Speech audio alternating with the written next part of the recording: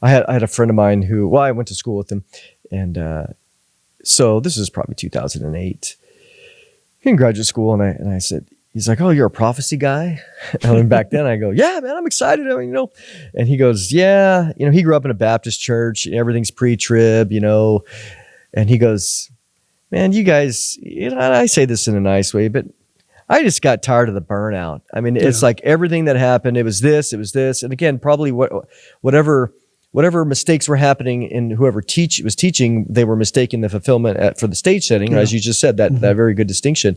But for him, whatever led him there, he's given up on watching it all now because he just said, I can't take the burnout. Yeah. So how do we keep watching? Jesus told us to watch, right? That's what I say to you. I say to all, watch. Mark 13:37. How do we keep watching without getting burned out? Yeah. One of the greatest comments I've ever heard or read in print on this is by the late Charles Ryrie. He said, prophecy, the field of eschatology, is damaged by its friends and its foes alike. The foes who read too little into it. And we all know of movements that have moved into allegorization, replacement theology, and they just ascribe no significance to these end time events. And then he said it's equally damaged by people that read too much into it and cross the line and maybe start intimating at specific fulfillment dates, which is only going to lead to disillusionment. And so that's the balancing act that we are in as we're doing this kind of ministry. We're not allegorists. We believe that these prophecies will happen in real time, but we're not going to go beyond what Scripture says and start ascribing and assigning dates that the Bible doesn't do. And so that's a tough balancing act. But we have to do it to stay credible, I believe. So we all know the phraseology or even the idea of imminence. But even Matthew 24:36, no one knows the day or the hour. Was that true only in the time that Jesus said it, and now we can know, or is that true for all time, that no one will ever know exactly?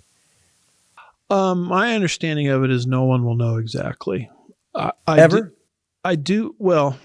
Once you hit the 7-year tribulation period and the actual treaty is entered into, people that understand the word will know because they'll 2,520 days, right? And particularly when the temple is desecrated, they will know. But we're not in that time period yet, So I think the best we can say is, we're in the general season of the Lord's return.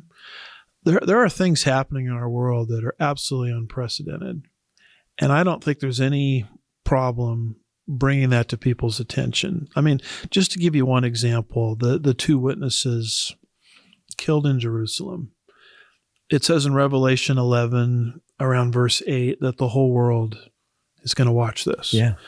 And then they're going to be resuscitated and brought into heaven, and the whole world is going to watch and be astonished. Well, 100 years ago, how is that even possible? And it's kind of funny to watch older commentators trying to make sense of that. Well, we don't have to wonder anymore at all what that means. We know exactly what it means because we have all the technology. We can go to websites right now and look at live feeds of things happening in the temple area in the city of Jerusalem. Webcams are everywhere now. Yeah, so I can look at that and say, we're certainly in the season of the fulfillment of end time events. Now, as to specific dates, like when people kind of corner off part of the year as, okay, this is high alert time. I'm wondering, well, what do you do with the rest of the year? Is the rest of the year not high alert time? Because as I understand the Bible prophecy, every day is high alert time because the rapture is an imminent event. And so I think it's,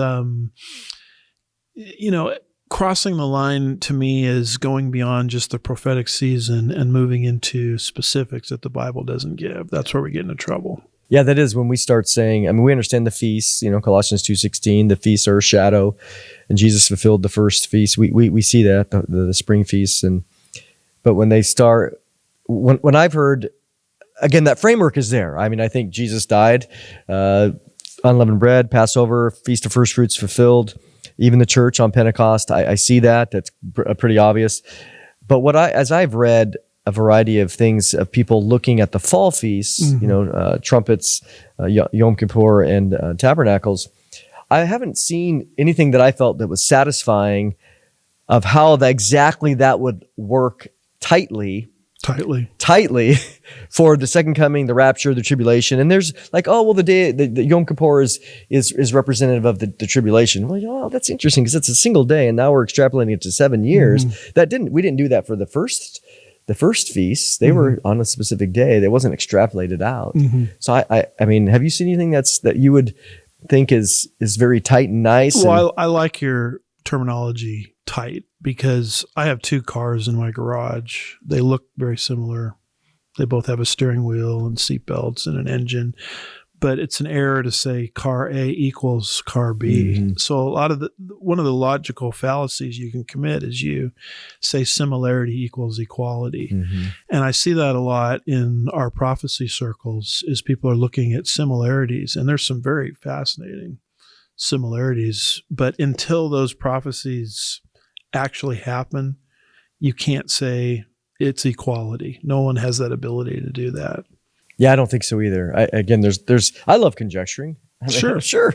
But to see it, it's a little. I think it's not satisfying. I don't find it fully compelling. Looking historically, compelling. There it is. Even 1 Corinthians 5:7. Now Jesus is our Passover lamb. Great. He's the first fruits, right? So we see that.